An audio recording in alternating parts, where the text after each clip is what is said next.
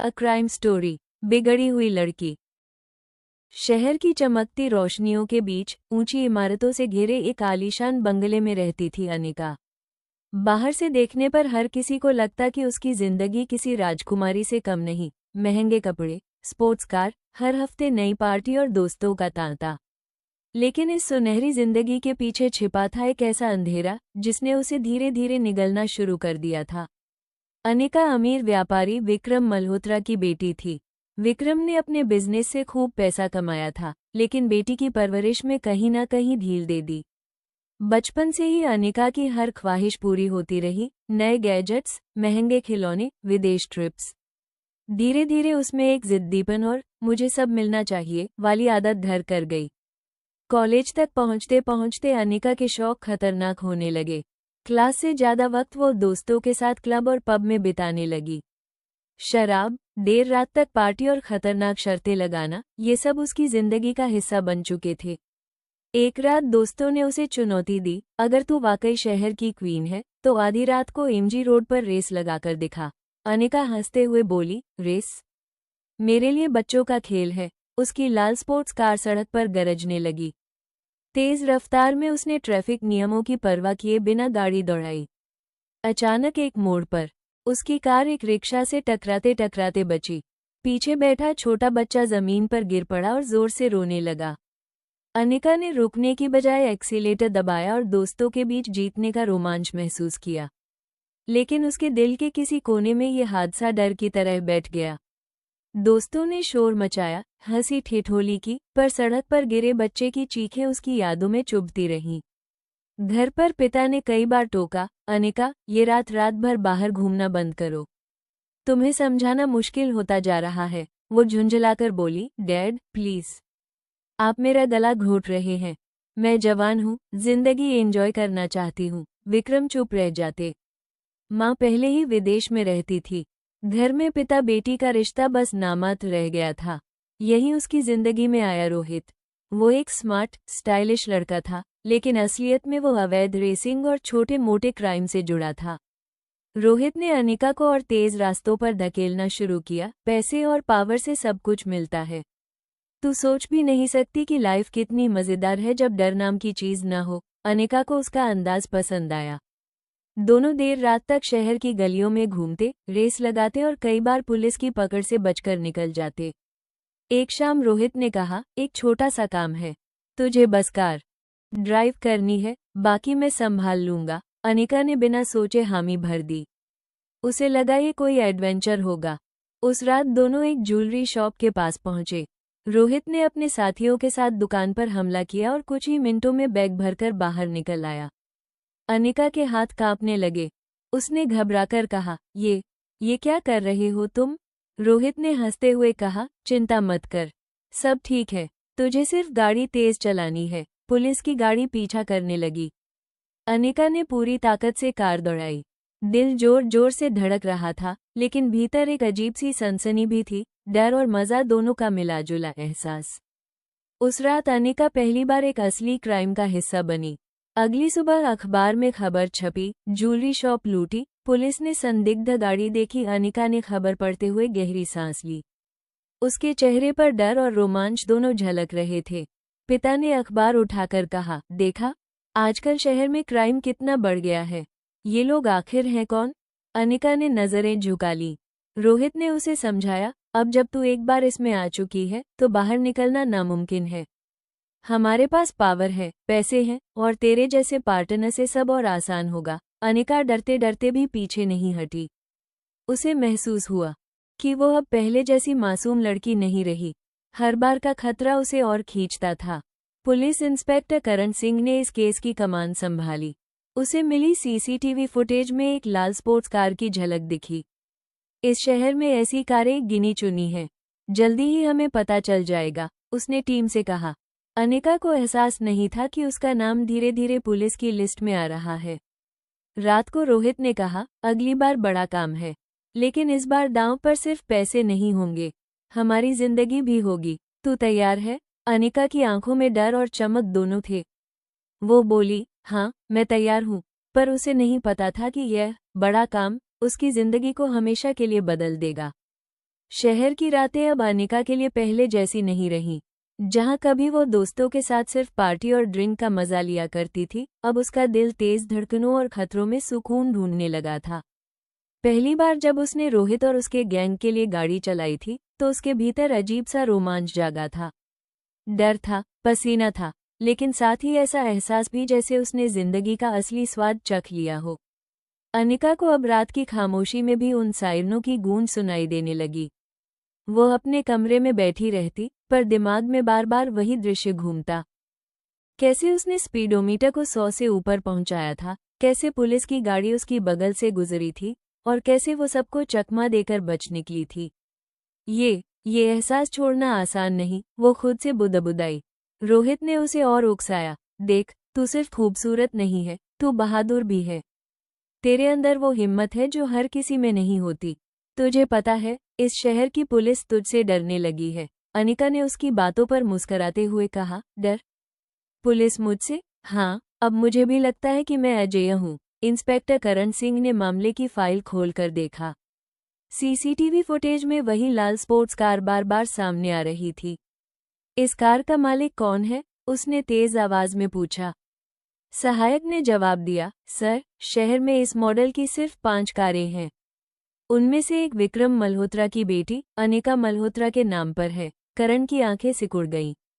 तो ये खेल अब दिलचस्प होगा। अमीर घर की बिगड़ी बेटी और शायद एक खतरनाक गैंग की साथी। उसने तय कर लिया कि वो इस केस को हाथ से निकलने नहीं देगा। एक रात अनिका और रोहित एक बड़े होटल में पार्टी में गए। लाइट्स, डांस और म्यूजिक के बीच भी अनिका को लगा जैसे कोई उसकी नजरें लगातार पीछा कर रही हूँ। वो बोली, रोहित, मुझे लग रहा है कि कोई मुझे फॉलो कर रहा है। रोहित ने हंसते हुए कहा, तू पागल हो रही है।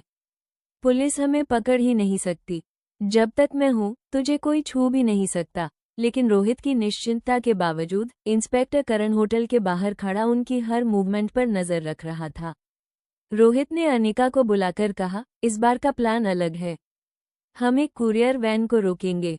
उसमें नकद कैश ट्रांसफर हो रहा है। अनिका की आंखें चमक उठी। मतलब, करोड़ों? हाँ, और गाड़ी तुझे चलानी है। उस रात शहर के सुनसान इलाके में उन्होंने वैन को घेर लिया। रोहित और उसके साथी हथियार दिखाकर गार्ड्स को डराने लगे। अनिका ड्राइविंग सीट पर थी, उसका दिल फिर से तेजी से धड़क रहा था। गार्ड्स ने थोड़ी झड़प की, लेकिन आखिरकार वैन उनके हाथ लग गई। अनिका ने एक्सीलेटर दबाया और शहर की अंधेरी सड़कों पर गाड़ी दौड़ा दी। पुलिस का अलर्ट तुरंत फैल गया। इस बार इंस्पेक्टर करण खुद पीछा कर रहा था। वायरलेस पर आवाज आई, संदिग्ध गाड़ी शहर की आउटर रिंग रोड पर देखी गई है। करण ने गाड़ी तेज की। उसकी नजरें सड़क पर गड़ी थीं। आज चाहे जो हो, इस लड़की को पकड़कर रहूंगा, उसने मन ही मन कहा। अनिका ने रियरव्यू मिरर में चमकती लाल ब्लू लाइट्स देखी। उसके होठों पर हल्की मुस्कान आई। चलो, खेल शुरू हुआ। उसने कार को इतनी तेजी से मोड़ा कि करण की गाड़ी कुछ देर के लिए पिछड़ गई। लेकिन करण भी आसान इंस्पेक्टर नहीं था। वो जानता था कि सीधा पकड़ना मुश्किल है, इसलिए उसने रेडियो पर आदेश दिया, सभी चेकपोस्ट सील करो। ये गाड़ी अब बचकर नहीं जाएगी। रोहित ने बैग में भरे नोटों को देखकर कहा, हमने कर दिखाया, अनिका। अब तू इस खेल की असली क्वीन है। अनिका का चेहरा गर्व से चमक रहा था। हाँ, अब मैं वही लड़की नहीं हूँ जो सिर्फ पार्टी करती थी। अब मैं वो हूँ जिससे शहर डरता है। लेकिन उसी वक्त फोन बजा। लाइन के उस पार एक अज्ञात आवाज थी, अनिका, अगर बचना चाहती हो तो रोहित से दूरी बना लो। वो तुम्हें इस्तेमाल कर रहा है। और पुलिस तुम्हारे बेहद करीब पहुंच चुकी है। अनिका चौंक गई। तुम कौन हो? लेकिन फोन कट गया। असल में ये कॉल इंस्पेक्टर करण ने ही करवाया था। उसने सोचा, इस लड़की को सीधे पकड़ना मुश्किल है, पर अगर मैं उसके मन में शक का बीज बो दूं, तो ये गैंग खुद टूट जाएगा। उस रात अनिका बहुत देर तक सोचती रही। क्या सचमुच रोहित उसे इस्तेमाल कर रहा है? क्या वो सिर्फ ड्राइविंग के लिए काम की है? या फिर ये सब किसी और का खेल है? लेकिन अगले ही पल उसका रोमांच फिर जाग उठा। चाहे जो हो, अब पीछे मुड़ने का सवाल ही नहीं। ये खेल मुझे और चाहिए। अगली सुबह अखबारों में फिर सुर्खियां थीं, कुरियर वैन लूट, पुलिस ने शहर को हाई अलर्ट पर रखा। विक्रम मल्होत्रा ने अखबार फेंकते हुए गुस्से में कहा, अनिका, मैं तुम्हें आखिरी बार चेतावनी दे रहा हूँ।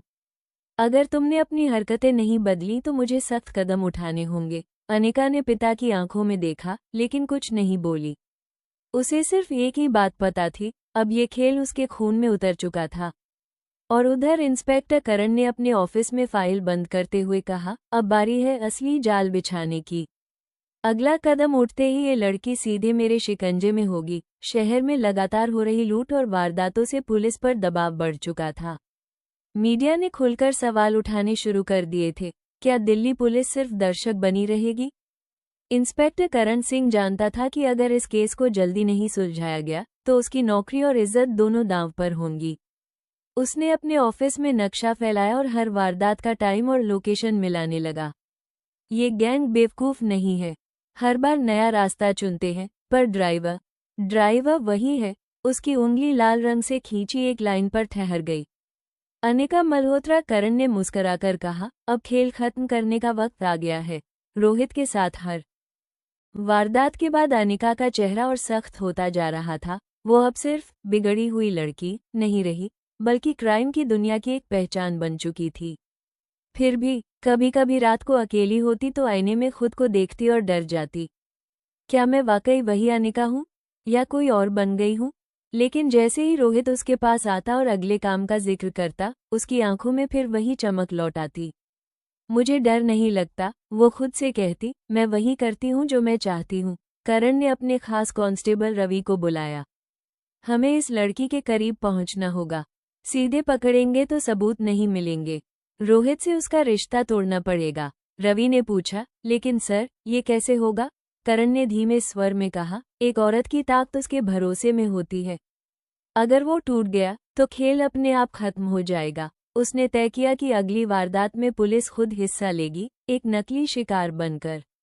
रोहित ने अनिका को बताया, इस बार माल बड़ा है। एक डायमंड कलेक्शन की शिपमेंट ट्रांसपोर्ट हो रही है। करोड़ों का खेल है। अनिका की सांसें तेज हो गईं। ये तो अब तक का सबसे बड़ा काम होगा। रोहित ने कहा, हाँ। और अगर ये हो गया तो हम शहर छोड़कर विदेश चले जाएंगे। नई जिंदगी, नया नाम। अनिका ने हामी भर दी, पर उसके मन में उस अनजान फोन कॉल की गूंज फिर से उठी। रोहित तुम्हें इस्तेमाल कर रहा है। जिस रात डायमंड शिपमेंट की नकली वैन निकली, करण पहले से तैयार था। पुलिस ने उसे असली शिपमेंट जैसा ही रूप दिया। अनिका और रोहित को भनक लगी और वे अपने गैंग के साथ पहुंच गए।